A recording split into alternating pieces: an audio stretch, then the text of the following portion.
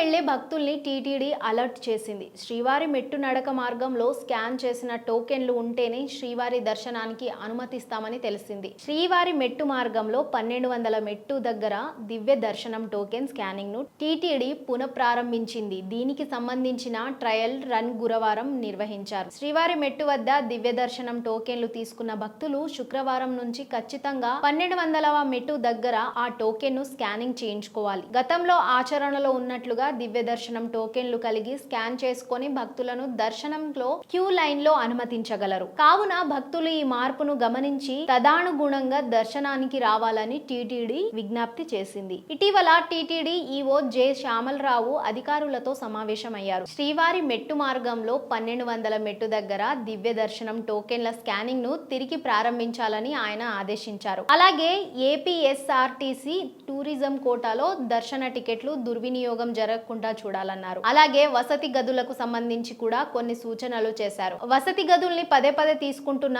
దళారుల్ని కూడా గుర్తించి కఠిన చర్యలు తీసుకోవాలన్నారు.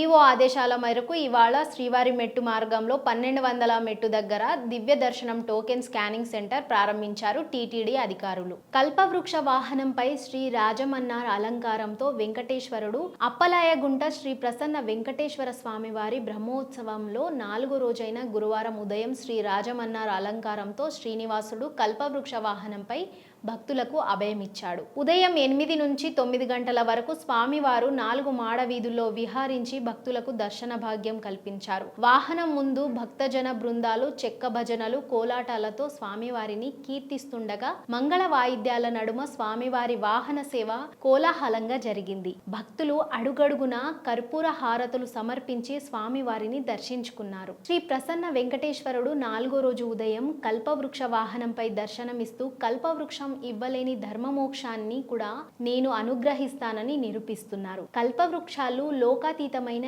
ఏ ఫలాన్నైనా ఇస్తాయి. ఇవి కోరుకునే వారి తెలివిని బట్టి లభిస్తాయి. ఈనాటి వాహనమైన కల్పవృక్షం 5 కల్పవృక్షాల ఏకరూపం. అన్ని కల్పవృక్షాలనిచ్చే ఫలాలు శ్రీవారే ఇస్తారు. శ్రీదేవి భూదేవి ఇహలోక ఫలాలిస్తారు. శ్రీవారు దివ్యలోక ఫలాలు ముక్తిని ప్రసాదిస్తారు. కనుక కల్పవృక్ష వాహనోత్సవ సేవ ఈహ పరఫల ఆనందదాయకం. అనంతరం ఉదయం 10 గంటల నుండి స్వామి అమ్మవార్లకు వేడుకగా స్నాపన తిరుమంజనం నిర్వహించారు. ఇందులో పాలు పెరుగు తేనె చందనం పసుపు కొబ్బరి నీళ్లతో అభిషేకం చేశారు. అనంతరం సాయంత్రం 4:30 నుంచి 6:30 వరకు శ్రీవారి కళ్యాణోత్సవం అత్యంత వైభవంగా నిర్వహించనున్నారు. రాత్రి 7 నుంచి 8 గంటల వరకు సర్వభూపాల వాహనంపై శ్రీ ప్రసన్న వెంకటేశ్వర స్వామివారు భక్తులకు దర్శనమివ్వనున్నారు.